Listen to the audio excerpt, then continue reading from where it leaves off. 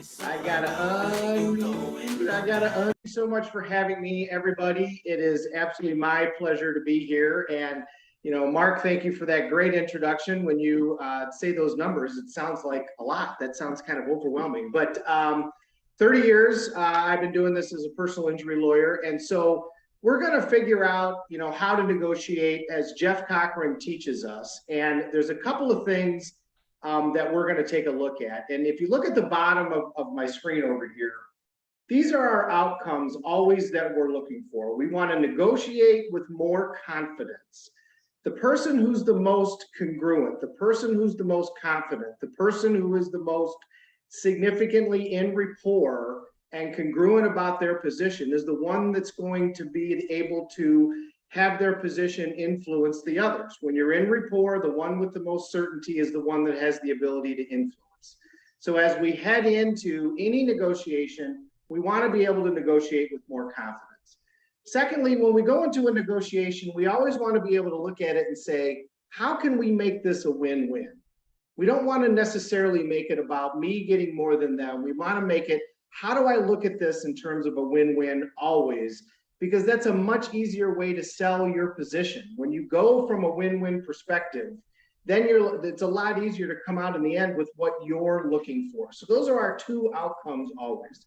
So Jeff talks to us about understanding the 3 Ps. We need to prepare, we need to probe, and then we propose our position towards the end. So as we're getting ready to prepare, we want to look at 4 things. First, points of agreement. Where are there positions where you know you're going to be able to agree with the other side? When we start out with, here's the things that we can agree on, that gets us off in the right direction. So when we start out right away, rather than going right to, here's the point of controversy, here's what we don't disagree, that we don't agree on, let's talk about what we do agree on, and then we can go from there. Number 2, take the ego out of it. One of the things Jeff does is he does this great game where he's got a $10 bill, and the deal is you got to divide it, but you can't divide it 50-50. And before he does that game, he says, who here is the most competitive? Who here is the one that wants to win the most? And he does that to set the people up, because then they come in and ego is part of it. If you go into a negotiation with ego as part of it, you're very, very unlikely to be successful in that negotiation. We want to be confident. We want to have the most congruency, but we don't necessarily want to have the biggest ego. Self-deprecating humor is a great way to do this, by the way, to get yourself started. Number 3, be creative. The person who's the most creative is ultimately going to be the one who's the most successful in the room. Find other ideas, find other options. How can we get to the end result for all of us, or for both of us? How can we get to that win-win result and come to a conclusion in a creative way? And then lastly, always be increasing the pie. How can I make it so that there's more for us to divide up than what everybody thought was there? Because then it's going to be a lot easier for us to divide that up. So let's start out with our first P, prepare. Preparation is power. Preparation is absolutely power. The more that you prepare, the more research that you're able to do, the more you're able to get more certain about what your outcomes are, the more you're going to have that confidence, the more that you're going to have that be in that place of certainty. And remember, when you're in rapport, the person who's the most certain is the one that's going to have the influence. So number 1, it builds confidence. Number 2, use a checklist. If you do the same thing, if you negotiate real estate, if you're negotiating contracts, for me, if I'm negotiating personal injury settlements, I always have a checklist that I'm operating from. Have I looked at this, and I'm always adding to it. Go through a checklist, because when you do, what are you going to get? You're going to get more certain. Just like that pilot that's taken off in that airplane, you want to have a checklist. This is the only part of the whole thing that you can control. Your preparation is all that you can control. Once you get into that negotiation, you have to understand that there's going to be a lot of things that are out of your control. So the more that you can prepare, the more that you're going to feel in control. Lastly, when it comes to prepare, we look at getting paid, PAID, and that stands for this. P, precedence. Don't reinvent the wheel. If you start looking in your research and you find a way that somebody else has gotten the result that you're looking for, Do the same thing, sow the same seeds, and you might get the same result. Also, look for precedents on the other side. What have they done in the past? That could well be something that you can use to your advantage when you're talking to them. Alternatives. Have all kinds of alternatives before you even go into the negotiation, and constantly be asking yourself the question, what's another way for us to look at this? What's another way for us to approach this and come to our result? Interest. Most people negotiate their position and not their interest. Let me say that again. Most people negotiate their position and not their interest. You have to know what your outcome is, just like we talk about in all areas of Tony events. So if your interest is to drill a 1/4 inch hole and you're negotiating over the drill bit, you don't care about the drill bit, you care about the hole. That's what you care about. So figure out what it is your real outcome is so that you can stay focused when you're in the middle of this negotiation and you don't get lost. And if you're negotiating for somebody, cover that with your clients. Back when I did family law, when they first would come in and see me, I would write down with them what their outcomes were. What's your outcomes in these cases right at the very beginning? And I would have them sign it and date it. And then I could pull that out when we were in the middle of negotiations and they got all wrapped up in emotion and didn't want to lose. And I would say, let's remember what our outcome is here. Nobody wins in these, there's only survivors. Have the end in mind always when you start. Last on paid is deadline. 80% of the movement comes at the remaining 20% of the time. Be patient when you're going into a negotiation. Relax, let some time pass. Know what the deadlines are of the people that you're talking to if you can help it, and be patient as you go into it. Sometimes it's all about just letting time pass so that people can kind of ruminate on where they are and where they want to go. While you're being patient, you're going to go into our second P, probe. Number 1, stop. Ask them questions. Let them talk. Don't just come in and throw your side at them. That's not going to be helpful. They typically kind of know your side. Listen to what their side is. Ask them questions so that you can clarify, verify and clarify as to what their side is. What's important to them? Be very careful and significant with that. What is it that they really want? And maybe you can deliver it. Use hypotheticals. What about if I was able to come up with the same number as your competitor, but better service? Would you sign a contract with me then? Answer their questions with questions. Tell me more. Don't accept the first offer necessarily. Investigate and find out exactly what it is that they're looking for. Give them a little bit of friction as you're going down the road, but always find out what it is that they're on and ask question after question after question. And once you've done your preparation and now you've probed to find out what they really want, now you can propose your side. And remember, we always want to increase the pie when we propose our side. How can we increase the pie so that we get a win-win situation? So I'm going to take you through, this is by far not the biggest case that I ever handled, but for me, it's one of my most memorable negotiations because of how complex it was and how it worked out. So guy that wasn't my client at the time, but his family was going to become my client, drove a tractor trailer, an 18-wheeler. And he owned the tractor and he got hired to haul the trailer. So he gets hired to haul a trailer from Illinois to Des Moines, Iowa. He's on his way on I-80 in Des Moines, Iowa, and his tractor breaks down and he pulls over to the side of the road properly. He calls up the people that own the trailer, tell them that he's broken down. They send a tow truck to come pick up his tractor and another tractor that's going to come take this load after his tractor is hauled off the road. As they're there working on that, another truck comes down the road on I-80, and Iowa law says that the truck is supposed to do what's called mooring over. They're supposed to get over in the other lane when somebody's pulled over. This truck doesn't do that.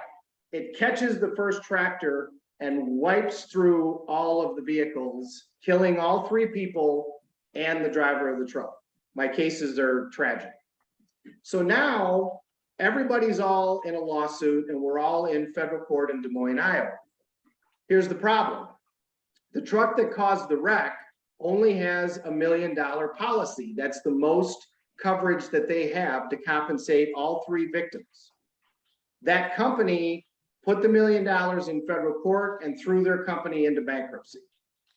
We are headed for a mediation in court, in federal court. So I start digging into the case and doing my preparation. As I'm doing my research, I start out by first looking into my person, and I find out a couple of things. I find out that the trailer that my guy was hauling has a $20 million policy.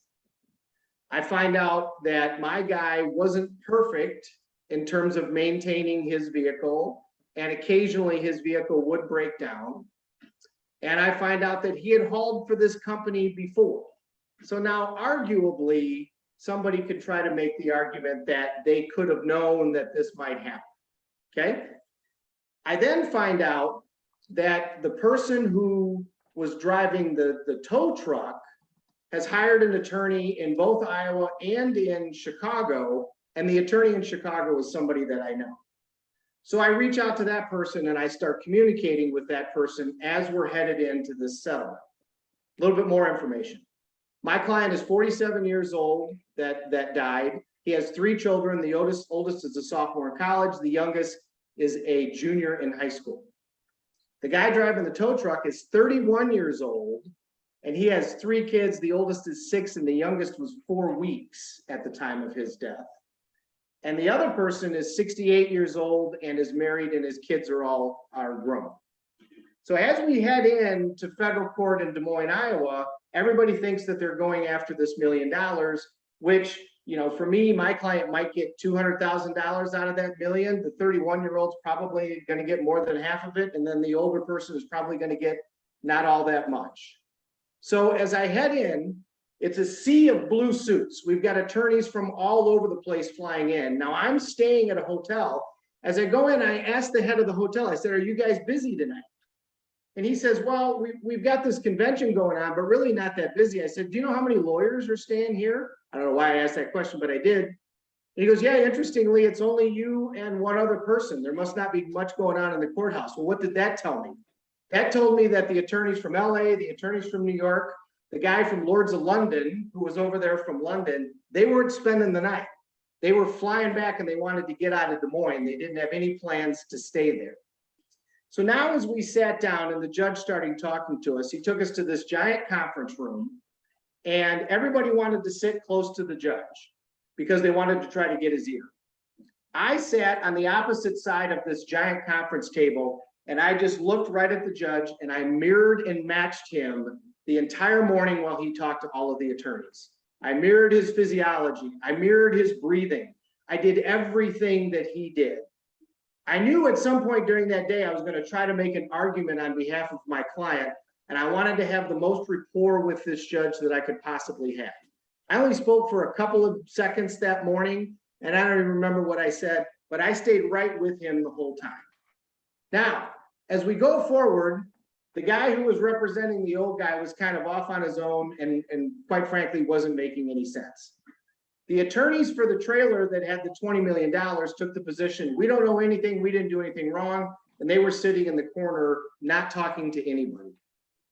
I start talking to the other plaintiff's lawyer, and I go up to him and chit chat, made rapport, that type of thing. Now it's time for me to do my win-win. I said, you know, what if I could help you out in terms of potentially giving you a case against that trailer? And he said, well, that would be great. That's a $20 million policy. I would love to be able to go out after that trailer and help out my clients. I said, well, I might have some facts that can help you out, but I'd kind of like something in return. He goes, well, what do you want? Well, remember, you got to ask for what you want. You know, one of the things you got to remember to do is ask for what you're worth. So I said, you know, I want all of the $1 million policy of the truck that caused the wreck, because that's the only policy my client can go after. He can't go after anybody else.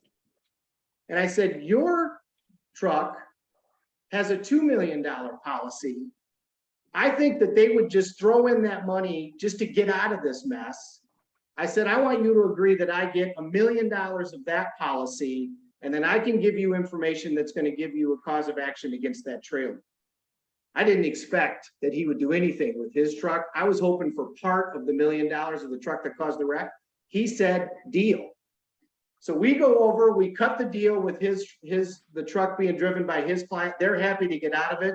We go cut the deal with the truck that caused the wreck. They also want to get out of it. Now I wait till the end of the day. Nobody knows that we've talked to them, and all of a sudden everybody comes in because it's 4 o'clock and the courthouse is about to close. I say, Judge, we've cut a deal with the one trucking company. We've got a deal with the other trucking company, and we think that you should approve the deal right now. And here's why. And I gave him my argument as to why my client should get that $1 million. Staying in rapport, using his language, doing all that stuff. And the judge agreed. And he entered an order that all of those events happened. So the other guy had to go after, the guy representing the older person had to go after his truck and his truck only. My client walked out of there with $2 million. When I went in there on that day, I thought my client would be lucky to get $250,000.